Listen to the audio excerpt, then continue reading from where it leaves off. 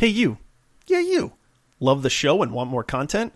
Want to be part of some of our hilarious adventures? Ever wish you could be part of the squad and team up with us in our fight to save the galaxy?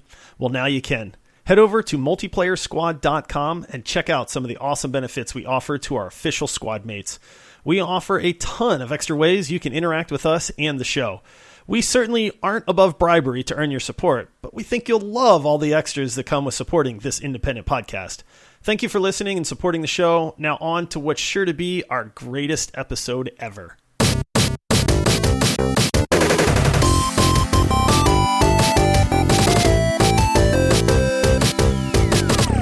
Hello, and welcome to the Multiplayer Gaming Podcast, where we release 2 episodes each week with family-friendly discussions about gaming. Please remember to subscribe, rate us 5 stars, and leave a review. If you enjoy the show, and especially if you're a longtime listener, would you guys consider supporting the show? You can visit multiplayersquad.com, which links to our Patreon page, where you can earn some awesome perks and help keep the show running. We're just a couple of dads with regular full-time jobs. We run this independent podcast on the side, so your support definitely goes a long way. If you're new to the show, on Mondays we cycle between 2 types of episodes. We either do a deep dive episode where we just spend the entire hour talking about a single game, or we do a bonus round episode where we dive into a particular gaming topic. And today we just so happen to be scheduled for a deep dive episode, which we are very excited to talk to you guys today, breaking down Hood Outlaws and Legends. But first, we do need some introductions. I am your host, Paul, and joining me, his crossbow is locked and loaded with 3 bolts. He's got his smoke bomb at the ready, and he's hiding in the bushes. It's my co-host, Josh. I feel like the title of this game fits me perfectly. Outlaw and Legend, Paul. If only I had Troll in there too. Trolls, Outlaws, and Legends. Yeah, then it would be custom made. The game would be perfect in all aspects. Very nice. So we are going to be talking all things Hood today, although before we do jump into the regular episode, we do actually have quite a few new Patreon supporters. Oh, buddy! This is going to be a record for the show so far. We have a whopping 5 new people that we're going to give shout-outs to. 5 wonderful, smart, amazing, cool, talented people, Paul. They might be our 5 favorite people, at least until next week when we announce the new ones. They'll always be my favorite. Well, this group of people can at least enjoy the next week where they're my favorite. First up, we have Larko, who hails from the UK. Larko. I thought this was great. He didn't wait at all. He jumped into Discord, starting calling us lads and mate. And I was like, are you from the UK or Australia or something? And he said, yeah, he's from the UK. So we've got Larko, who also has quite the PC setup. We saw a couple pictures of that. Yeah. So we've had Larko in there. We also have another Patreon supporter. His name is Lucas. I actually don't know which Discord account it's linked up to, or even if Lucas is on Discord. So, Lucas, I think you know who you are, but, thank you for the support. Welcome to our Patreon. Hey, Lucas might just be a lurker, and that's fine. We definitely appreciate the support, and if he's lurking and he's just checking things out, then that's fine too. And if it's George Lucas, then, maybe bump that up a tier or 2. I think you can afford it. Oh, I just kind of assumed it was George Lucas. Yeah, I always make that assumption if it's a Lucas. And then finally, we have a 3-for-1. Josh, we're bringing in entire families into our Patreon family. This is a very smart, wise family, Paul. They know what's good and they like supporting what is good. Yeah, absolutely. So we have added Ms. Jen 1315 along with her 2 daughters, Natalie and Rachel Ray, which made me laugh when I first saw that. But they are super sweet family. They love Kingdom Hearts. They love music from Kingdom Hearts. They love cats. They have been very active in the Discord, and we're very happy to have all 3 of them around as well. Yeah, it's super cool. I got to give shout out to all of them because honestly, this is one of the things we love. It's a great family environment. It's really cool to see a family that is all there having fun, chatting it up.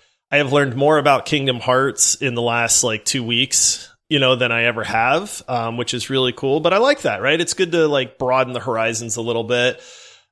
Miss Jen is starting Resident Evil Village, so I'm very anxious to hear what she thinks about that. But no, seriously, thank you to all of our supporters, but especially our new ones.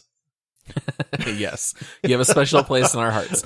But yeah, the Discord's really been hopping. I was even kind of poking fun at how I'm starting to fall in the ranks of the most active users, because I'll just leave for one work appointment and come back and it's 175 plus new messages, and I'm, trying to keep up and stay active in there. But we have tons of active people, like a family. They're chatting. They're even sharing things, right, Josh? All right. I know everybody's probably getting tired of us here, like talking about the Discord server, but there's a reason that we keep hyping it, because as gamers, you need to be around other gamers. And unfortunately, there's a lot of the gaming community that is super toxic, right? Like, it's just an unfortunate thing. I don't know where this came from, and it's like, I like trolling people. Don't get me wrong. I'm not saying I'm a saint when it comes to gaming and stuff like that, right? Like, you guys know, all right? But it's super cool to have this community of people that are all just really cool to each other. Nobody's a jerk. Everybody's there to help each other out, play games together, have fun. And I got to share this story, man. I'm going to leave the names out of it just because I don't want to call anybody out specifically and maybe make them feel a little uncomfortable or anything like that. But we have a user in our Discord that ordered a graphics card, and he was really excited to get it in. And it turns out it was not very good at all. It was not able to play the games that he wanted to play. And you could tell he was really bummed about it. And then, dude, out of one of the coolest gestures I have seen in a while, another user of ours offered him an RX 580 graphics card, which is a good card. That's what my kids have in their computers. Well, one of my kids has in their computer right now. It's a rock solid card. And if you know anything about the graphics card market right now, this card's probably a $400 card, if not a little bit more, due to the supply issues. And this guy just gave it to the other user. And that it blew that dude's mind, man. It was the coolest thing I have seen in a really long time, but that's what we are trying to build. That's what this community is about. To see people stepping up and helping each other out with stuff, to see this guy just give this graphics card to this other dude, was super awesome to see. You know who you are. We know you're listening. So thank you for that. But yeah, this is what we're trying to build, and we are building it. I mean, it's been taken off. It's really great. I'm couldn't be more happy with what we've got going on right now. Yeah, it's such a cool sign of generosity. I thought about sharing the name, but then at the same time, I don't want people joining the Discord and starting to hit them up with DMs like, "Hey, dude, got any more of them graphics cards?" I was gonna say I know exactly what you're referencing there too. But yes, that's why I didn't want to, like I said, no names involved there. It was a seriously kind act. And like I said, we know it. Thank you for doing that. But yeah, if you want to be part of this community, like I said, come join our Discord server. It is not a mega server. Like, it's funny because we have people that join and they're like, "Oh, I love the fact that there's not like 10,000 people in here just spamming stuff nonstop." It's great. It is growing. But it's awesome. Honestly, come check it out. Yeah. So if you want to come join our free Discord, there is a link in the episode description. And if you ever visit our website, which is at multiplayerpodcast.com, there is also a link to our Discord. And then one last thing here before jumping into Hood. Josh, you got a couple of reviews you wanted to read here on the show? Do have a couple of reviews. It's been a little while. We've actually been getting a lot more reviews. We are officially up to 225 reviews as of this recording. Oh, so, Paul, very nice. It's time to make the push to 250.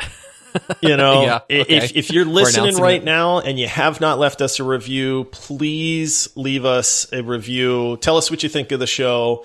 It really helps out. Maybe it'll get read on the show, but it really does help. And we're pushing to that 250 mark. So, all right. First review. This one comes in from whatever 1315, and it's titled Love, Love, Love. This review is long overdue, but I was looking for a gaming podcast that I can listen to with my girls, and I came across this one. We listened to the first one and fell in love with it.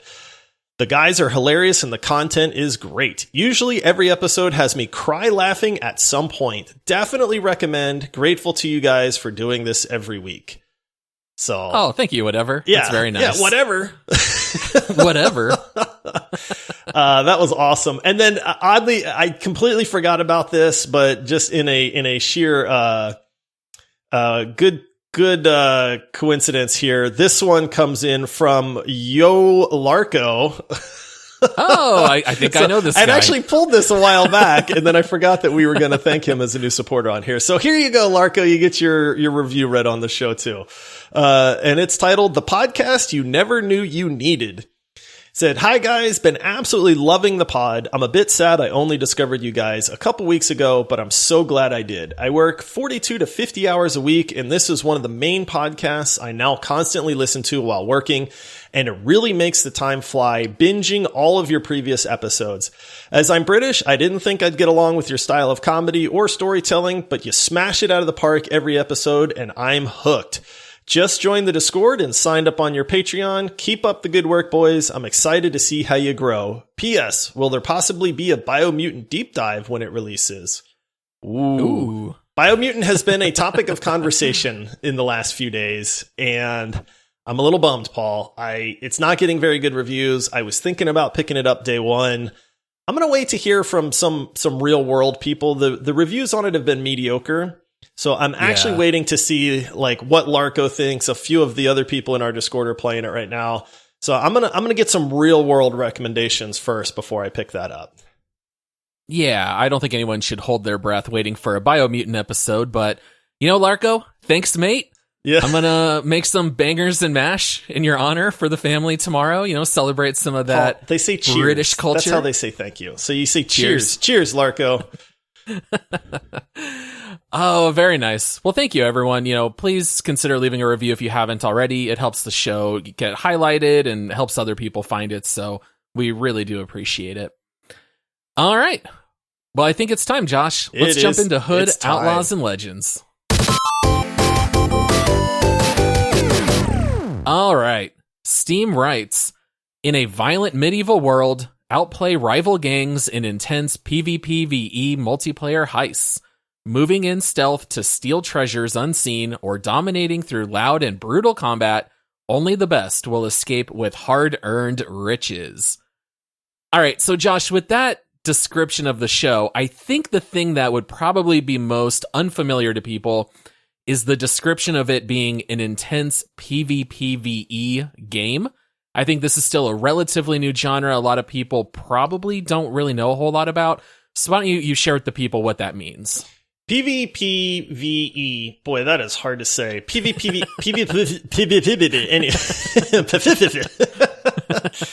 Basically what this is it is a PvP focused game, but there are NPC computer controlled AI that exists that you have to deal with at the same time. The cycle was probably the crowning example of a good PvE VP game. Unfortunately, we all know how the cycles has gone, but it's a lot of fun. It's a genre that we really enjoy because you have the competition aspect of dealing with other teams and other squads and stuff like that. But at the same time, it's not just like Call of Duty Deathmatch. There's actually stuff that you need to do. And to do that, you need to account for the AI, like computer controlled PvE element of stuff as well. It's a fairly new genre. People are starting to dabble in it, some successfully, some not so much. Scavengers is another game that we've talked about on the show that is in this genre as well. I know that we are big fans of the genre. It's just that there's not a ton of games out that do it well. So when Hood came out, I know that it instantly caught our attention because this is a game that's in this genre that we went, oh man, I want to play this game. It's right up our alley, so we picked it up, and, you know, like I said, we're going to deep dive it, but that's what it is. It's a really neat mix of a lot of different mechanics, and I love the competitive aspect of this genre as well. Yeah, generally speaking, these games do slant a little more toward the PvP elements, but it's almost like trying to mash a co-op campaign kind of game along with the PvP multiplayer. And it has resulted in some interesting titles. I don't feel like anyone's really smashed it out of the park quite yet. I feel like we've bought every single game that has come out. The Hunt Showdown is another one that would qualify under this genre. That's a good call. Yep. Yeah, and you know, we've played all of these. I feel like there's so much still to explore. I feel like everyone's still trying to figure out where the balance lies and what's the best way to do it. And so Hood jumped in and they decided, you know, let's get into this. And they decided to build it entirely on Robin Hood lore, which I think is rather interesting because I don't know that I ever thought that we needed a Robin Hood kind of game. So, you know, let's just talk a little bit about what Hood is actually like. You know, how is it related to the Robin Hood universe and how do the matches actually work? So the characters are straight out of Robin Hood. You have Robin. Yeah. Which, if you didn't know, that's Robin Hood. He is the archer of the group. You know, there's 4 characters total that you can pick from, and they all do play very different in my opinion. So I do like the character aspect of this game. But you've got Robin. He's your atypical or prototypical archer. You know, he has a bow. He can melee, but that's not his strong point. You know, each character has like an equipment that they can use that you have to like collect, and his is like a flashbang that blinds your opponent. Every character has like an ultimate ability. So Robin's is this like exploding arrow that just will one-shot people. He's a lot of fun. He's more of like the scout of the group. So he's very good at like tagging enemies and stuff like that. You get bonus experience for doing that kind of stuff. You have John, you know, who's also pretty famous in the Robin Hood lore. He's just your giant, tanky bruiser melee fighter, just dumb as an ox and strong as one too. Is kind of the gist you get of that. Sorry, John, I don't mean to insult your intelligence there, but that's kind of how he plays in the game. Tuck, I'm going to call him Tuck, even though everybody calls him Tooke because it's spelled Tooke. But Robin Hood is Friar Tuck, so I think people are saying his name wrong. I'm not entirely sure, but yeah. I'm calling him Tuck because that fits the lore, even though it does seem weird because it's spelled nothing like that. He's an odd one, man, because this guy's scary. He's this bald, completely tatted up, like mean-looking dude with this flail sensor thing that's like he just whips it into people's faces and smashes you with it. He's the healer of the group, even though he doesn't really heal. His ultimate is a heal. We'll get into why maybe that doesn't really work quite so much later on. But he is a melee fighter. He's got like AoE swings, which I think is what sets him apart from John more so than like anything else. And he can kind of throw that flail out a little bit. It's pretty short range, but it's a little bit longer range than John as well. But he's definitely a brawler. And then you have Marianne, who you kind of hinted that I like to play in the beginning of the episode. Marianne is your stealthy rogue assassin type character. She isn't very strong in melee at all, but she's got this little wrist crossbow that she can shoot at people. She can assassinate people from any direction. I'm sure we'll get into assassinations here in a little bit. But she's your stealthy one. She's your one that's kind of sneaking around off on her own usually. You don't want to fight her in a 1v1 because a good, talented Marianne is almost impossible to kill. But that's all the characters. And I love how different they are. I feel like there is a character for everybody, even though you can play, you know, all of them and kind of figure that out. But I really do enjoy the characters in this game. Yeah, so the entire backdrop is, you know, Robin Hood. The game also incorporates the Sheriff of Nottingham. So to provide context of the gameplay, basically you have 2 rival gangs that both spawn into the world at the same time. Your goal is to go find the Sheriff of Nottingham, and you have to grab a key off of him. Once you have the key, it tells you at the bottom of the screen where a vault is. And so basically the idea is that both gangs are trying to sneak their way, more or less. You know, some groups are going to be louder than others, but the idea is the intention is to sneak in, find the vault, unlock it with the key, grab a chest of gold, and then slowly carry it toward where you can extract it using a winch. So basically there are several guards all throughout the castle keep. So you are fighting the guards, you are fighting the enemy team. There's the stealth is supposed to be utilized more than what we've normally seen. If you do alert guards, you appear on the minimap to the enemy team. So there's definitely benefit to staying stealthy. The maps are somewhat procedurally generated. There are multiple spawn points. So if you die, whatever spawn points your team currently owns, you get to respawn at. And basically you just, rinse and repeat until someone is able to extract the treasure. And the matches, I think they generally take, what would you say, about 10 minutes, maybe 15 at the very most? It really depends, because if the team's coordinated and they know what they're doing, the match it can go about 10 minutes. But you and I have played some matches that I feel have carried on to like 20, almost 30-minute mark, because nobody's trying to extract the treasure. It just turns into this like PvP brawl fest where everybody's just fighting all the time and nobody's actually focusing on getting the treasure out of there. Yeah, and I know that there's some games where that can sometimes happen. Like, you'll have games of Battlefield where no one's actually trying to take points. Everyone's just fighting in the same locations. Hood can sometimes fall into that trap.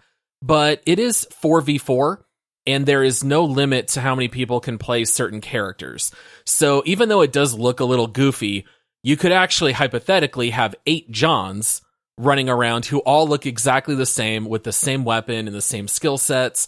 So you're not locked into one of each character. I think the idea is to utilize the skills of having multiple characters on your team, but we've actually had some of our most success by stacking one character and using them to their advantage, and we'll get into that in a little bit. I think it's interesting that you say all the characters feel so different, because I actually feel almost the opposite. Really? I feel like there's a lot of overlap with everyone, because everyone's got just 2 attacks.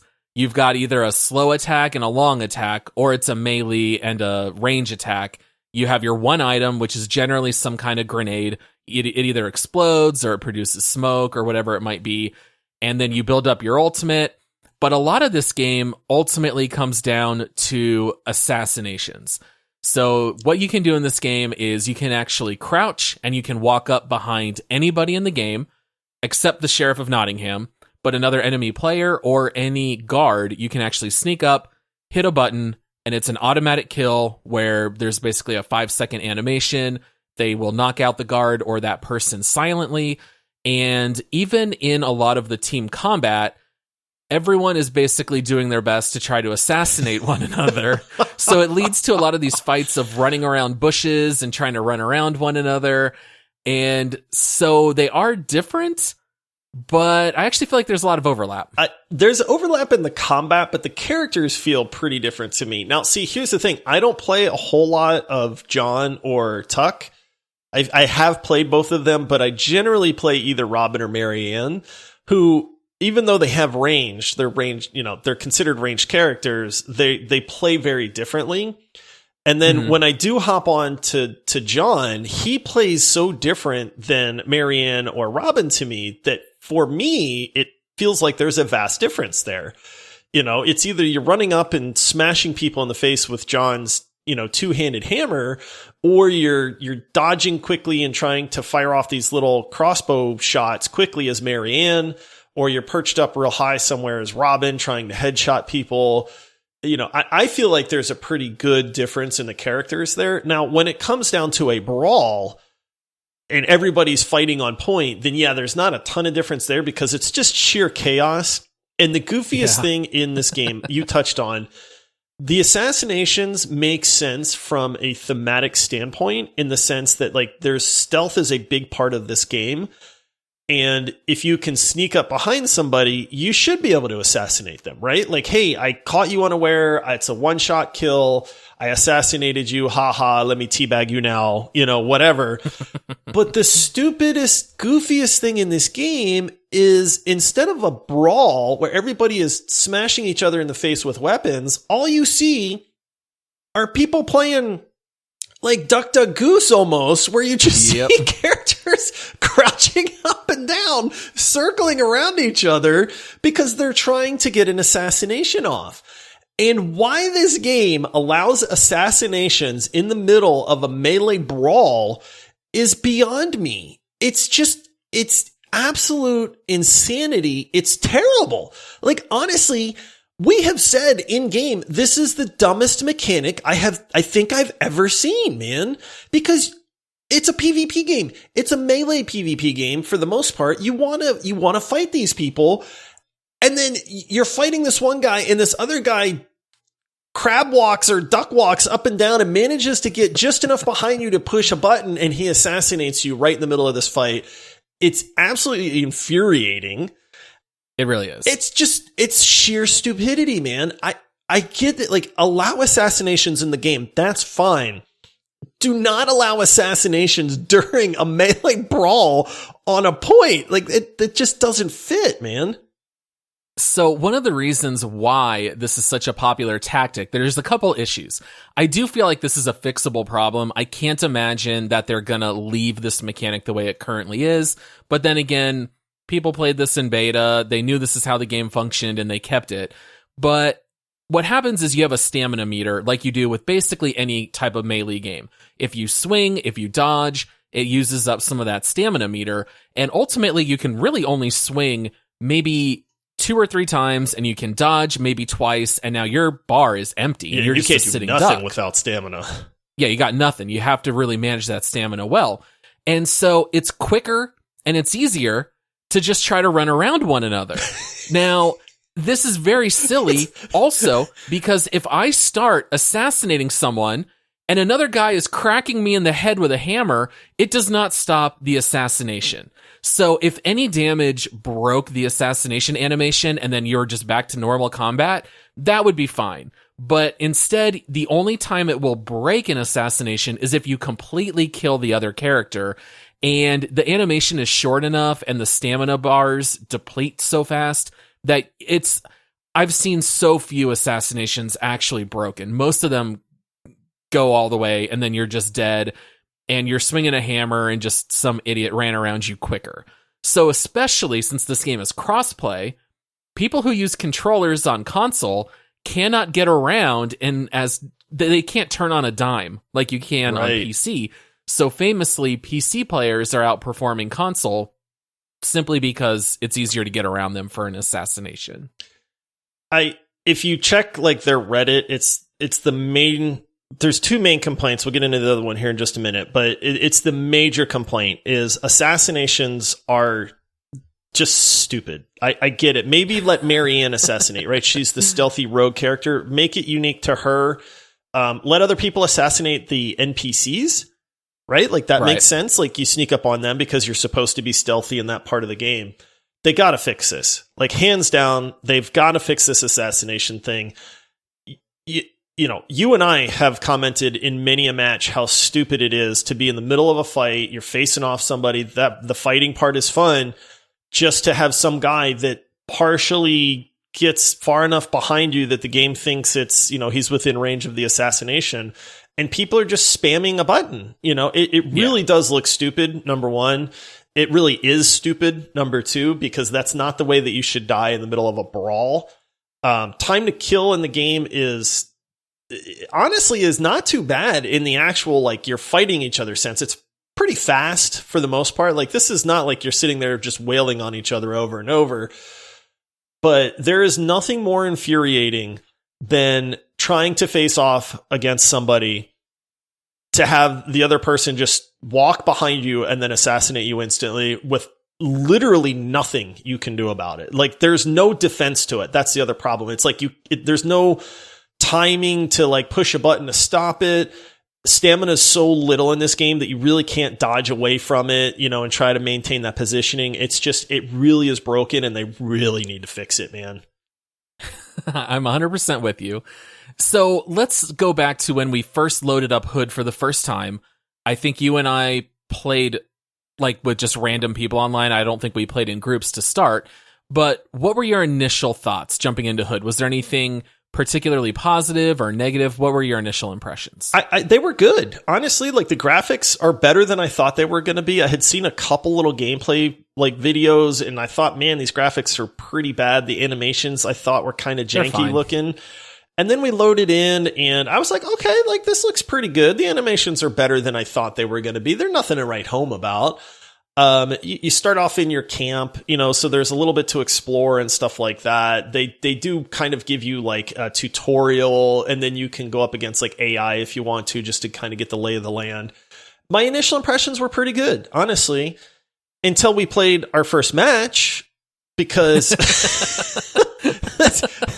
let me tell you. So you liked the menu and the tutorial. Yeah, so the base camp, the menu, and the tutorial was great. And then you hop into a match, and then we get to problem number 2 in this game, and that is matchmaking. I don't know, maybe it's a fairly new game. I mean, it's only been out for what? As of this recording, like 2.5 weeks? 3 weeks? 2 weeks. It came out May 10th. Okay, so yeah, I mean, it's only 2 weeks in, so it's still a new game. Like, don't get me wrong, there's plenty of time for them to fix these issues. But matchmaking is issue number 2, because I remember the first match I played, I was going up against like level 70 people, and I was a level 1. And there is progression in this game to where you do unlock perks that make your character better. So a level 1 guy against a level 70 guy is not good matchmaking. Like, plain and simple, like, yes, there's skill involved in the combat, but why am I going up against a full team of highly ranked people against my newbie team over here? We got absolutely destroyed, man. And yeah, it to the point where when some of our other friends started joining and playing the game, what did we tell them, Paul? Don't play this game because it sucks. Well, that, and we remember that we literally said, hey, don't rate this game based on your first like 3 or 4 matches. Yeah. Right? Because that's very true. You have to play several matches.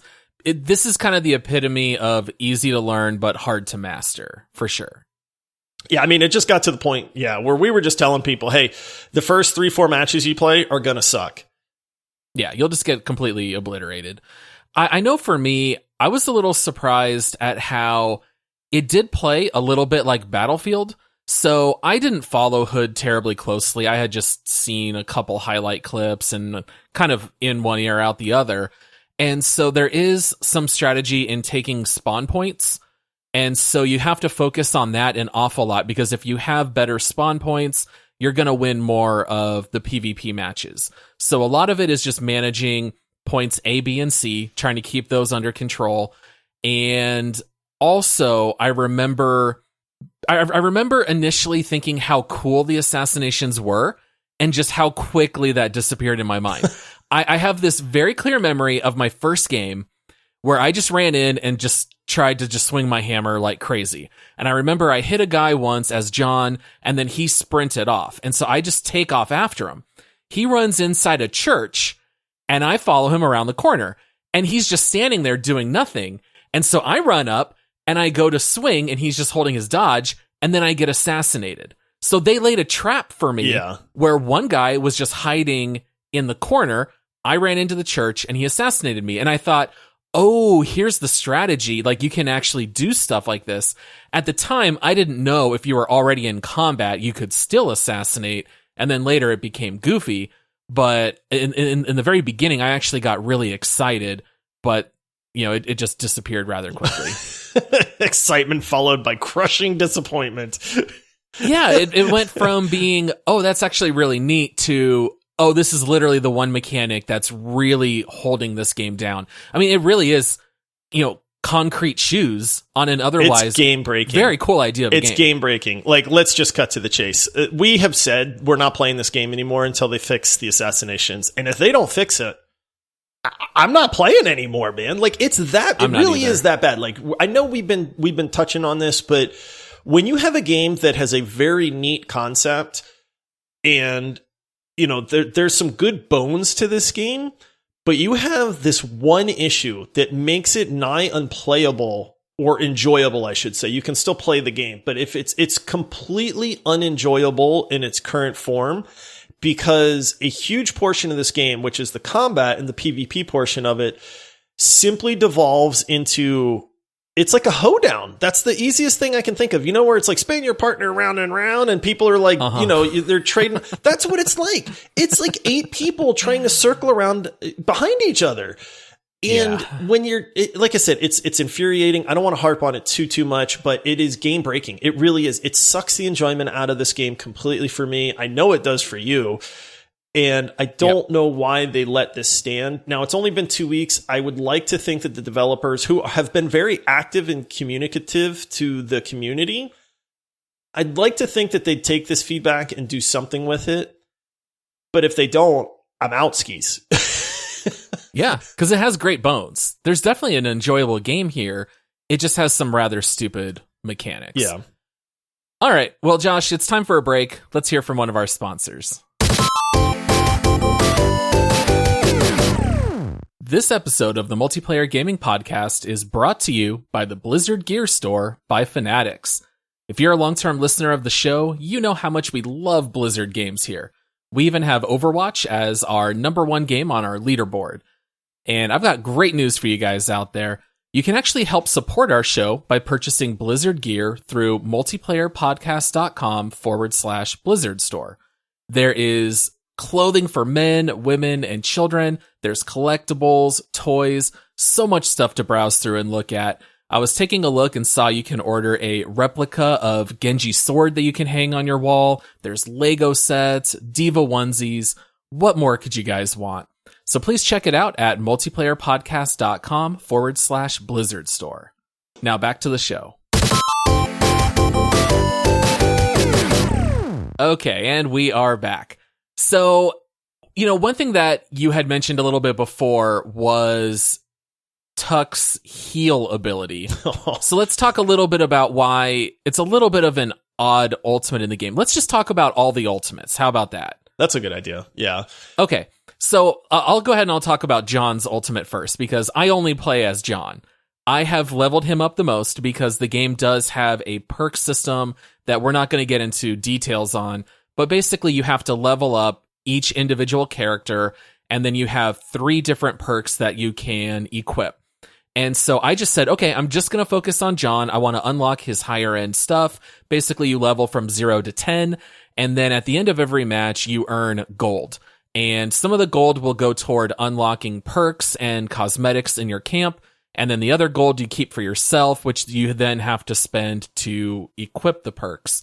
So I played solely as John. And basically, as you do assassinations and you get kills, it builds up your ultimate meter. Generally speaking, you only have a chance to use it maybe twice in a match. I don't know that I've ever used it 3 times. Yeah, it takes a while to build up an ult. Yeah, it really does. And so for John, basically you activate it, he smacks his, hammer to his hand a little bit, and then he has unlimited stamina for a few seconds. So it really does allow you to just go ham and just run in and keep clicking your left click to just, swipe everybody. And so it kind of gives you like a boost. The problem is that most of the time, as soon as you click that, Johns think they can jump into a group of 4. And guess what happens when you jump into a group of 4? Wait. You get assassinated. You get assassinated.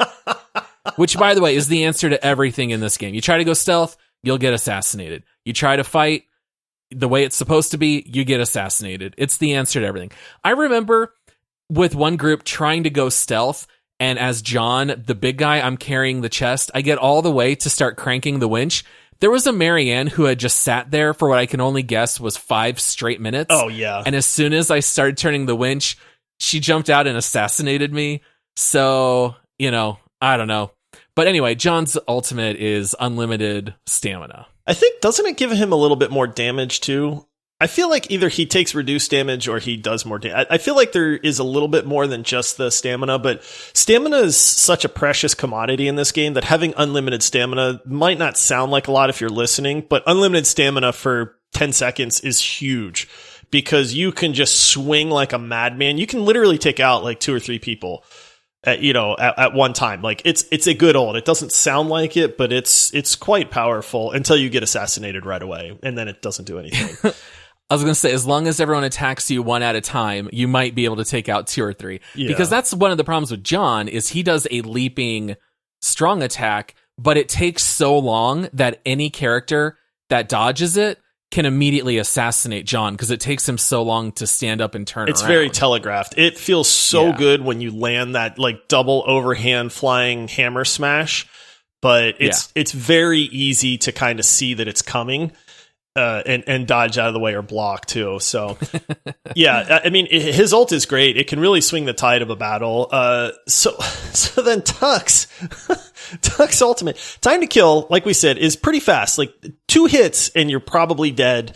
If you just take 2 shots, unblocked, unadulterated, you're probably a corpse on the ground at that point. So it's a pretty fast time to kill. It's not to say that fights can't drag out a little bit because people are blocking and people are dodging and stuff like that. But if you just get walloped twice, you're probably on the ground. So Tooke's ultimate is an AoE group heal that will fully heal everybody in your group. Now, in theory, that sounds great. I remember thinking like, oh, I'm totally going to play this Tooke guy because he looks cool. I like his weapon and he can AoE heal people, which I'm sure is super beneficial in this game. Well, not really, because people die too fast to really warrant needing a heal. And again, it goes back to the assassination thing where 9 times out of 10, you're just getting assassinated. So a heal does absolutely nothing. And if you are taking a shot or 2, you're either dead or you're not, right? Like Tooke's heal is not going to change the course of a fight. No, because if you die, you're back in the action 15 seconds later. Right. So it's not like it's really even that bad of a penalty to die, as long as your group regroups and goes in as a team. Right. Like there is a lot of strategy to how this game should be played. Where I see Tooke's ultimate being an actual advantage is if you survive a fight, there's no healing. There's no self-healing. There's no healing potions. There's nothing. Like half your life is gone. Half your life is gone forever until you die and respawn. So there is the advantage there that maybe he could top people off after a fight so that when the enemy team comes back at you, you're not at a natural disadvantage that way. But it's a very weird ultimate. Now, it does also highlight the enemies on the map. So that's honestly probably the better part of it is you can see somebody hiding behind a wall or in a bush or something like that. So It's a 2-part, but the heal part is kind of useless in my opinion. Now, you did touch on something there that I do think is rather good in Hood, which is where you can ping just about anything in the game, and it'll show up to everyone on your team. It's very similar to Apex in that regard. If I middle mouse click on the sheriff, he'll yell, "Sheriff over here," and you can see the symbol, and you can see it through walls. You can mark enemy players. You can only mark one thing at a time, though, so it's not like you can, click everything. But, one thing that I do find rather interesting about Hood is that it's just not being played a whole lot by a whole lot of people. Like, I just pulled up the listing on Steam charts. Now, granted, we are recording this on a Wednesday evening, so it's not the weekend, but it's 7:15 p.m. Phoenix time, meaning it's not even that late on the East Coast. There were only 592 people playing an hour ago. Ouch. And this game's only been out for 2 weeks. Very many people. That's not a good sign. That's not a good sign. Like, they need to make some serious changes because, like I said, there are people that have hopped into Hood. They liked it. They thought it was a really great game. And then they got frustrated, just like you and I have, and then they leave. And it's one of those things where, it's people are saying, oh, be patient. The game's only been out 2 weeks. And then other people are saying once people leave a game, they don't generally tend to come back to that game. Like they'll find another game to play. And then you wind up with these dead communities and stuff like that. And matchmaking in Hood is already an issue because there's not enough players to have like an MMR or like an ELO rating or something like that to where you're being matched up with people of like skill and level. So the matches are almost completely one-sided, one way or the other. We've had some wonderful matches where we have just decimated the other team and just flawlessly won everything, every fight, extracted the chest, got all the gold. And it's like, hey, that was great. But then we've also been on the other side of that where we come up against these people that are max level, super coordinated.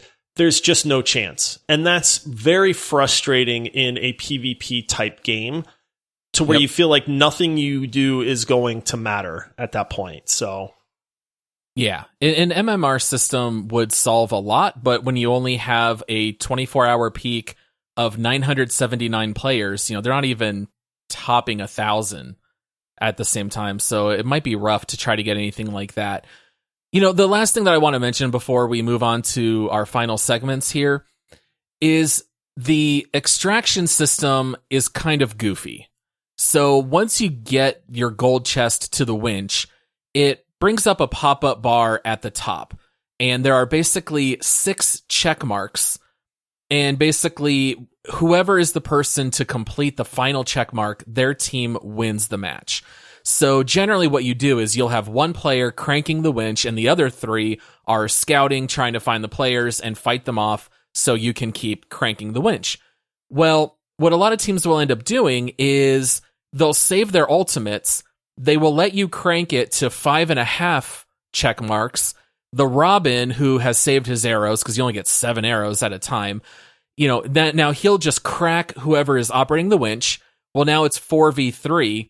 They'll come in and wipe out your team, crank the winch for 10 seconds, and now they win the match simply because they were able to steal it at the last second. And I think a lot of people feel like that's not very satisfying, honestly, for either group. It feels like a cheap win, and it really sucks when you do 90% of the work and you just have the rug pulled out from under you. That's problem number 7? 3? What problem number are we on here, Paul? I've lost track at this point. This is the other thing. The major complaint from the community is, what is the point of the winch system and the extraction system if the other team can come along and simply just finish out the last tick and they get the win for the entire game? Now, as you hit these checkpoints, you do earn money that you get to keep, but money is really just for cosmetics in this game, so it's not super important anyway. You want the win condition, right? And it just doesn't make a lot of sense that the other team can do the majority of work and then, you lose one fight out of an entire match and now you've lost the entire match. It just doesn't seem right in that regard. I get that because the bar is so long, it takes a while to crank that winch to extract this thing. So I get maybe they don't want to have the other team have to undo everything that you've done. But it's capturing the point, right? There's these control points around the map and you can spawn on them, so they're important. But when you stand on a control point, if the other team owns it, it undoes their ownership of it, and then it fills in your ownership of it, just like any other game, right? So it's the winch mechanic needs something like that, because it's terrible the way that it is right now. Nothing feels worse than to lose one fight and lose the entire match. They need to fix it. It's another one of those glaring problems. I'm not really sure the best way to do that, but this is problem number 2 that they need to fix because it's infuriating to people. Yeah, it's a very frustrating mechanic. I think that's one of the main takeaways with Hood is great idea, really fun to play in some moments during each match, but ultimately I leave feeling more frustrated than I do having fun. Let me ask you this. Because we talk about a lot of the frustrations with this game, right? But there's something in this game that makes me want to play it, even though I know I don't want to play it. I don't know if maybe that's just me. Maybe it's the desire to have this PvE game because we like that genre a lot. But I have the game installed still, and part of me is man, I wouldn't mind a good match of Hood. The problem is the good matches are so, you know what I mean? Right, exactly. They're so few and far between that if we were to say, okay, let's hop in and let's play, I feel like we're going to leave just ticked off and frustrated more so than we would the oh, that was great, man. That was actually a really fun match, which we have said. It's not that there's not highlights to this game, but there's a part of it. Maybe it's those bones that you talk about that it's man, I really want this to work. I want to be able to play this type of game, but it's not doing it because there's so many things that take away from it. Yeah. I honestly feel like maybe 1 out of every 3 matches, I'm oh yeah, that was fun. But the other 2 are just such negative experiences that, I'll just end up whining and complaining the whole time we're playing. I'm sure you guys don't like it. I don't like it. It just sucks. Whatever. All right. So that's how we feel about the game. We do always read some community reviews. So Josh, you got a couple of reviews that were left on Steam? Paul, boy, I must have slept good last night because I told you in a very excited tone earlier today that I was fully prepared for this episode, and I had the reviews pulled up before we started recording, Paul. So one of my favorite parts is saying, Josh, did you get the reviews? I know. And then you get the big eyes. The panic and you're like, sets in like, oh no, I forgot. But yes, I did, Paul. All right. So I'm going to start off. We'll start off with a negative one first. So this is not recommended. Yes. This guy has 24 hours on record, so he's played a decent bit. My experience with Hood is a love-hate relationship to the highest possible degree. I can get fun out of this game, but at the same time, it is so unbelievably unpolished and scuffed that it makes playing some matches genuinely painful for no real reason other than the game just doesn't feel like working correctly. And the way I read that is like there's just these glaring issues. There's not really a ton of bugs in the game. Like, technically, It's a sound game. Like, it's not like you're crashing to desktop over and over and stuff like that. Don't get me wrong. We did experience a voice chat bug. Oh, several times. where you can actually hear other squads that you are not playing with talking over voice chat. And it's the weirdest bug ever, man. So we're old enough to remember the days of, using old phones, but do you remember when the lines would get crossed and you could hear other conversations? That's exactly what this is.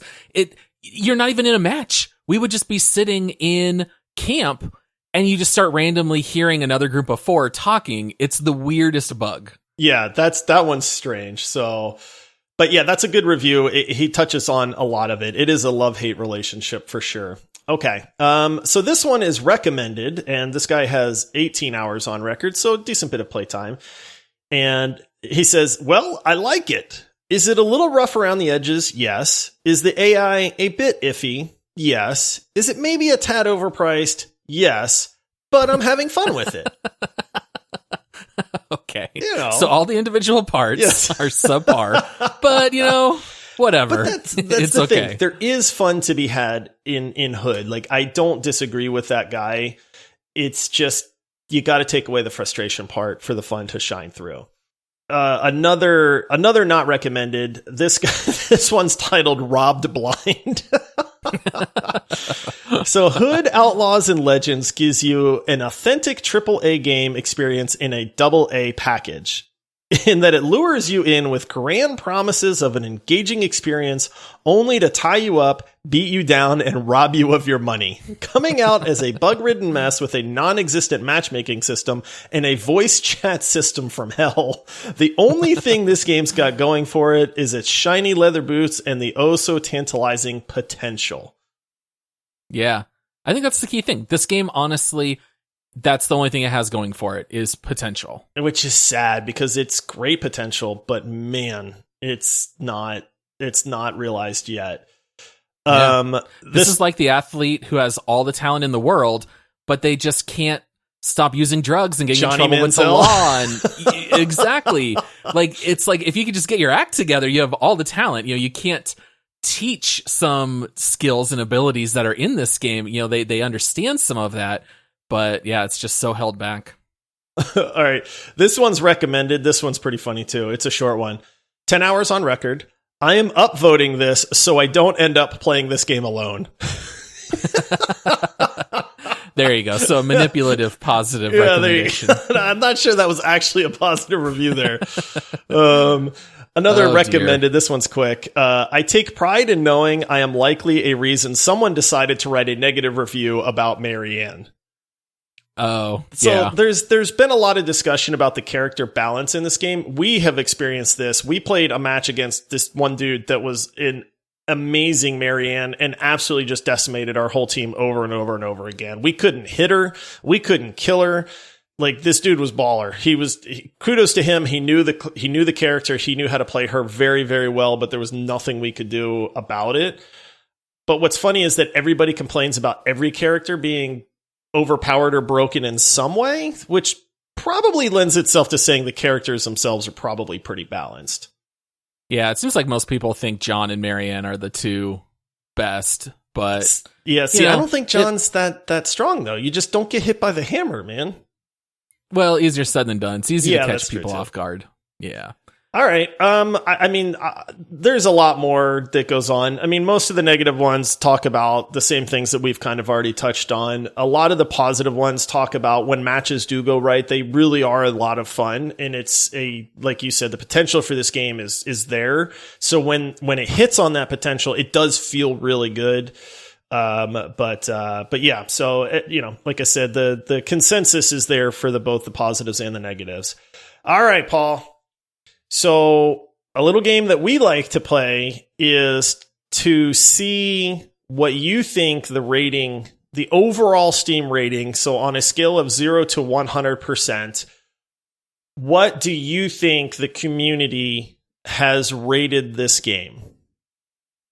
All right. So I wrote down my answer because I had to check the Steam description.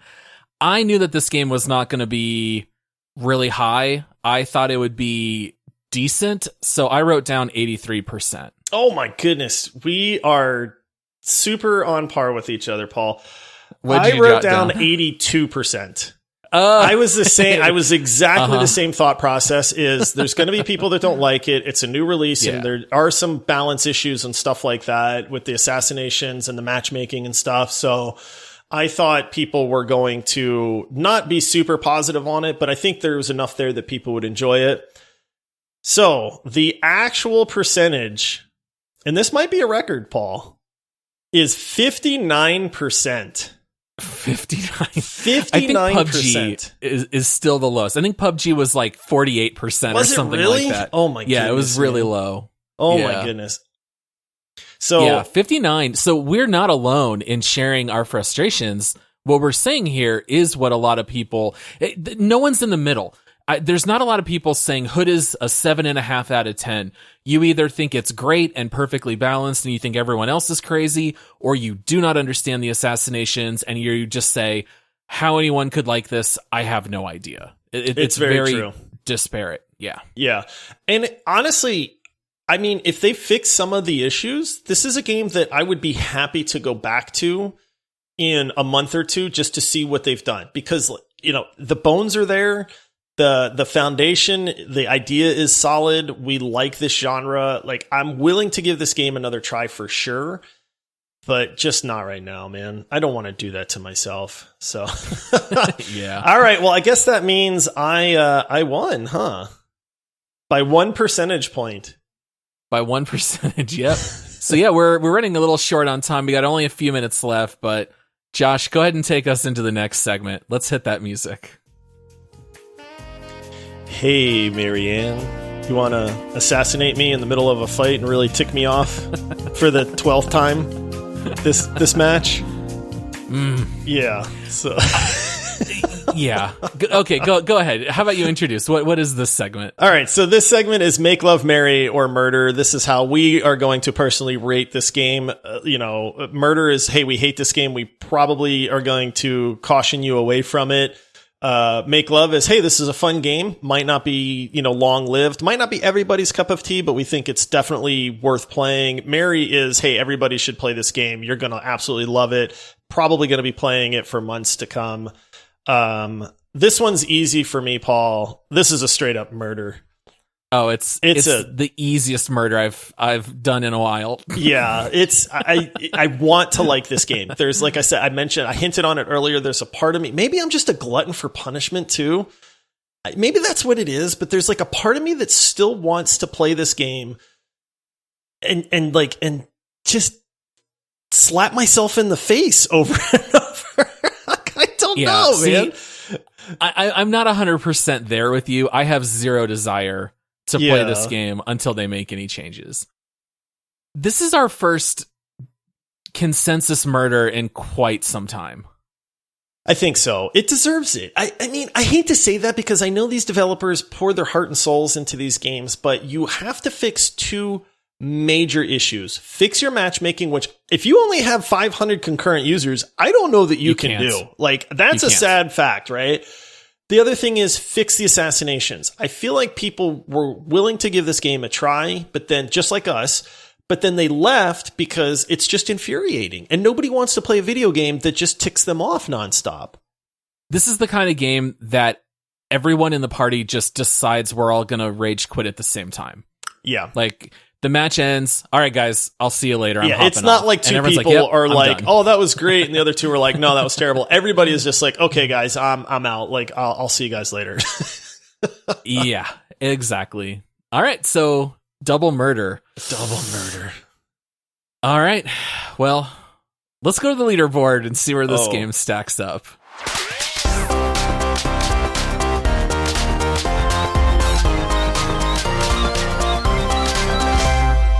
All right, so if you are new to the show, every time we deep dive a game, Josh and I decide where we want to rate it on our overall leaderboard.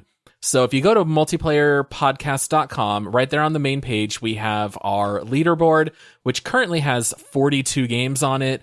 And even though these games come from wildly different genres and different prices, we just try to compare them, even though we're comparing apples to oranges, and decide where we think the game rates compared to everything else.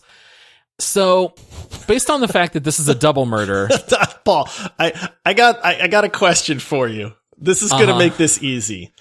Would you rather rage quit and be infuriated by Escape from Tarkov? Would you rather be infuriated by Valorant?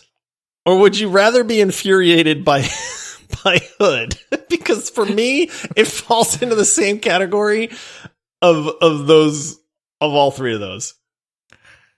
Okay, so out of our list of 1 to 42, you want to put it somewhere in the 32 to 34 range. Is this what you're saying? I think it fits into that for me anyway. It fits into that category of like, these are games that just tick me off and I don't really have a lot of fun with. What about you? This is not hyperbole. I'm not joking.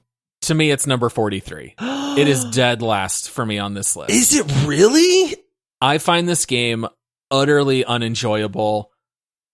9 times out of 10. Really? Yeah. Wow. I would put it dead last. I'm a little bit rather play higher on you Overcooked 2. than you are. I'd rather play Sea of Thieves. Josh, I would rather play Sea of Thieves than this. No, I would rather play Paul. Halo Reach. Say Todd, it's not true. Todd, this is your lucky day.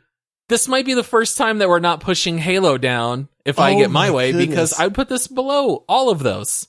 Wow. I don't know that there's harsher words coming from you, Paul. No. To say you would put it below Sea of Thieves? Yeah. And to correct, I loved Sea of Thieves for 2 hours, and then there was nothing new to do. It's rinse and repeat, the same thing. But those 2 hours of Sea of Thieves are better to me than unlimited matches in Hood. Oh, man. So if we're going to meet somewhere in the middle, I think the real question is, do we put this above or below Halo Reach? Which is at 38. You know the answer to that one. It's always above Halo. It's always over. I mean, I'm a little bit higher than you on Hood. It's one of those things where it's like, I don't want people to think that we're recommending this game to them. Right. You know what I mean? Because we are not in its current state, we are not. Now, that's not to say, again, that months down the road, maybe they don't fix everything and this turns into a really enjoyable game to play. But as of right now, your money is better spent elsewhere. I'm fine putting it lower, to be honest. Like, Valorant has some pretty redeeming qualities. Like, it is a very well polished game. Escape from Tarkov, honestly, same way. They're just not our cup of tea. Hood, on the other hand, has major issues that make it not fun. And Valorant and Escape from Tarkov don't have those issues. They're just too sweaty and hardcore for me. So I could definitely see putting it near the bottom. If that's really where you're feeling it, probably belongs. So I know there's obviously an element of personal preference in the leaderboard. I try to look at it more from like a critical standpoint. You know, when we play Halo Reach, it's just a 20-year-old game, right? It was fantastic when it came out, but when you try to play it today, the mechanics are dated. I'm not going to play that over Call of Duty Black Ops Cold War, because Cold War is just so much better. But Hood has game-breaking mechanics that are intentional. They were coded into the game. It's not even terribly buggy. It's just game-breaking mechanics that just boggle my mind that I don't understand. You know, so to me, that's why I would really push it super low. All right. But why don't you just throw it out there? What do you think? I can't put it above Sea of Thieves, but let's put it under Sea of Thieves. I can't. Okay. So you're meeting me that far down. We're gonna put it I don't think I 42 have it in out my of 43. heart to put it at the very, very bottom, because honestly, I'd rather play Hood than Overcooked, as far as that goes. And I like Sea of Thieves a lot more than you do. So let's put it 42. I'll give you, it's still the bottom of the barrel. Like, this is the slop you don't want to get into. It's been a very long time since we've been this critical of a game. I feel like we were pretty critical of Cuphead, but that was more because of it's just the virtual Cuphead is a phenomenal experience. Game. Right. Cuphead, a single player is a phenomenal game. But yeah, exactly. This game, there's just too much wrong with it. There really is. There's a lot that they need to fix. If it was just bugs, like Outriders, right? Like Outriders, super buggy, but much higher up on our leaderboard because it's such a great game. And what works fantastic. Right, exactly. Whereas Hood, I don't know that they'll ever change it. And I'm going to make the assumption that they want these assassinations to stay. And if they do, boy, you don't want to It's a core mechanic. Right, yeah, exactly. So yeah, I think 42 anywhere. is good. All right. We'll lock in this dumpster fire at 42 out of 43. It's subject to change, right? If they improve this game like No Man's Sky, right? We've seen games catapult out of nowhere into greatness. I'm open to the idea of that, but as it stands, as of May 26th, 2021, when we're recording this, it's a dumpster fire. Yeah, stay away. Stay away. All right. Well, thanks for listening to this complain sesh on gaming, even though we were not fans of Hood. It's fun. It's fun to do some games that aren't all just, awesome. They can't all be great. Yeah, exactly. People, we're not doing our jobs if we recommend every game to people. Some people might love it and they're going to think like you guys are crazy and you're stupid because Hood is awesome. And if you like the game, I'm super happy that you like it. But for us, it's at the bottom of our leaderboard. It should tell you something. Exactly. All right. Well, once again, we would like to ask you to help support the show. You can do that heading over to multiplayersquad.com, where you can help support us on Patreon. Also, you can hit us up on social media at multiplayerpod. We'd love to hear your guys' thoughts about Hood. We'd love to hear suggestions for other shows, and make sure to come join our free Discord server. There's really no reason not to, and you just might get a free graphics card, so come join us there. And then we will be back with our next episode on Thursday covering This Week in Gaming. We'll see you guys then.